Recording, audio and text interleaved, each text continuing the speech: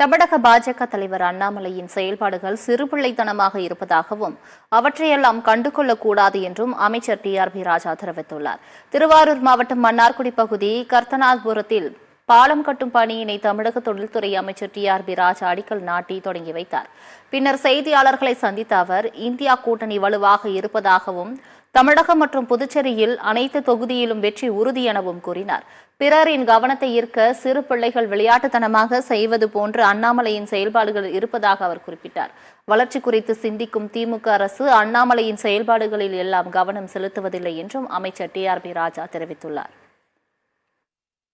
ரோட்டில் ஒரு சின்ன பிள்ளை விளையாடிட்டே இருக்குன்னு வச்சுக்கோங்க, நம்ம பாட்டு கடந்து போயிட்டே இருப்போம். அது நம்மளோட கவனத்தை இருக்கிறதுக்காக சும்மா ஏதாவது சீண்டிகிட்டே இருப்பாங்க பாருங்க. அந்த மாதிரி ஏதோ சில பேர் பண்ணிகிட்டே இருப்பாங்க. அதெல்லாம் நம்ம கண்டுக்காம போயிட்டு நம்மளுக்கு மக்கள் பணி பெருசாக இருக்குது, தமிழகத்தின் வளர்ச்சி இருக்குது, ஒட்டுமொத்த இந்தியாவின் வளர்ச்சியை பற்றி யோசிச்சுட்டு இருக்கோம். திராவிட மாடல இந்தியாவுக்கும் உலகத்துக்கும் கொண்டு போகிற பணியில் நாங்கள் இருக்கோம்.